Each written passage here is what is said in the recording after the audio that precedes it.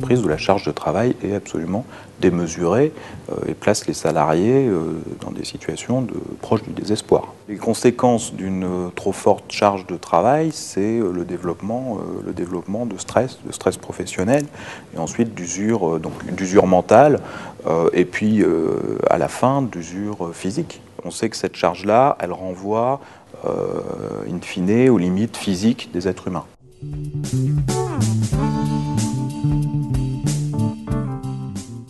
Ce que montrent les enquêtes d'épidémiologie, c'est qu'on peut encaisser une charge de travail importante, d'autant plus qu'on a des marges d'autonomie pour composer avec sa charge de travail.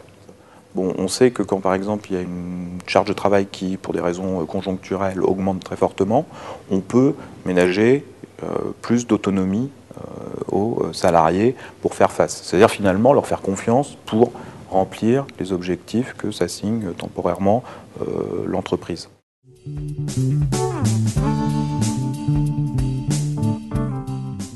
Une troisième dimension, ça serait tout ce qui est dimension soutien social au sein de l'entreprise. Soutien social à la fois des collègues, qui diminue à cause de l'individualisation des process, et soutien managérial, qui diminue à cause des transformations des modes de management. Donc ça, réintroduire cette dimension collective du travail, cette importance du soutien auprès des collaborateurs, c'est une manière aussi de leur ménager des conditions de travail qui font que le bien-être peut se développer au sein des équipes ou des services.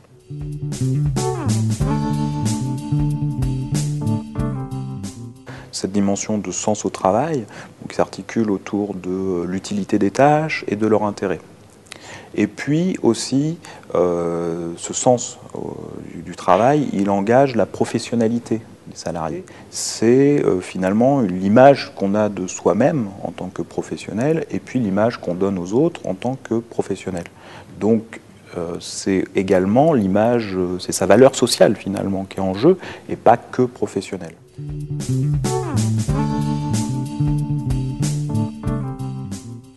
Un dernier facteur, mais qui résume finalement tous les facteurs que j'ai évoqués, c'est celui de la reconnaissance. C'est très important de reconnaître l'investissement des gens, de dire merci, de prendre un temps pour en fait reconnaître qu'ils existent professionnellement et que ce qu'ils font est bien.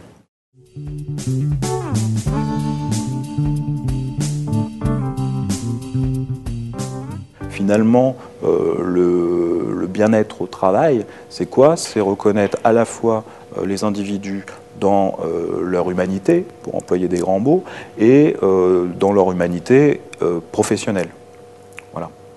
La pire chose en fait qu'on peut voir quand on fait des entretiens avec des salariés dans le cadre d'expertise, de diagnostic ou d'audit, c'est la chose qui est la plus mal supportée, c'est d'être considéré comme un pion. C'est-à-dire finalement de ne pas exister en tant qu'individu social et professionnel.